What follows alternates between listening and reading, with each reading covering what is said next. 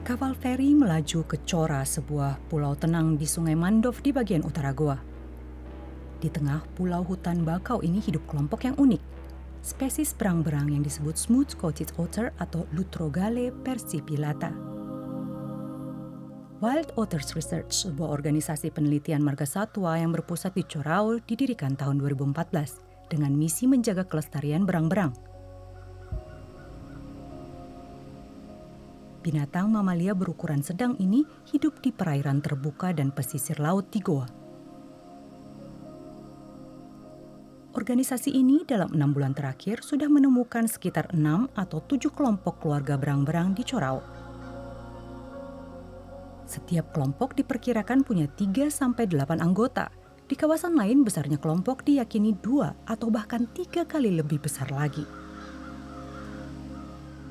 Ini spesies pemalu yang sulit diamati di alam liar. Berang-berang biasanya diteliti setelah ditangkap. Untuk menutup kesenjangan ini, Wild Otters Research antara lain meneliti perilaku hewan di masa reproduksi di kawasan liar dan produktif di ekosistem hutan bakau. Tahun 2017 kita punya bukti adanya anak-anak berang-berang yang lahir bulan Mei. Ini berlawanan dengan semua data yang dihimpun selama ini. Apakah itu terjadi karena lingkungannya di mana ada cukup ikan untuk dimangsa sepanjang tahun? Apakah itu yang menyebabkan hewan beranak di musim itu?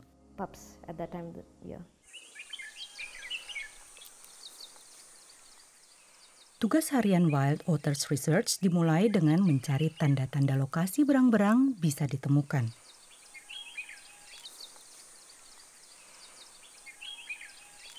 These could be paw prints. Ini mungkin jejak telapak, ini mungkin tempat hewan membuang kotoran. Kami mencatat semua itu di data survei. Kami juga mengambil sampel dari semua hal yang ingin dianalisa dan membawa pulang ke tempat penelitian. Di samping pendataan di lapangan, kamera pemindai juga sumber informasi dan pengumpulan data. You want to try that one?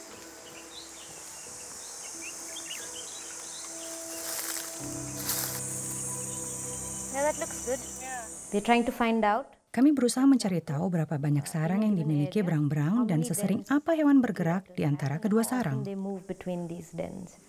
Sejauh ini, fokus penelitian hewan secara umum kerap hanya pada satwa besar yang karismatik dan memiliki nilai simbolis. Sebaliknya, Wild Otters Research ingin meningkatkan kesadaran akan pentingnya peranan hewan berukuran lebih kecil seperti berang-berang dalam menjaga keseimbangan ekosistem. I'll give you an example on Chorao. Saya ambil contoh di Chorao. Di sini ada beberapa jenis ikan komersial yang disebar di kolam-kolam pemancingan ikan.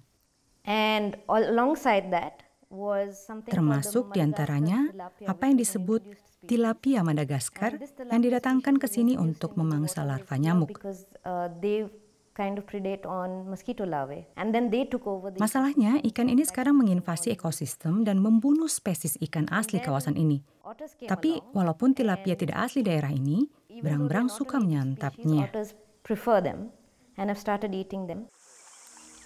Namun demikian, kehilangan habitat, populasi air, konflik antara spesies binatang dan perdagangan kulit serta bagian tubuh lainnya menyebabkan spesies berang-berang ini termasuk daftar terancam pada daftar merah International Union for Conservation of Nature's Red List.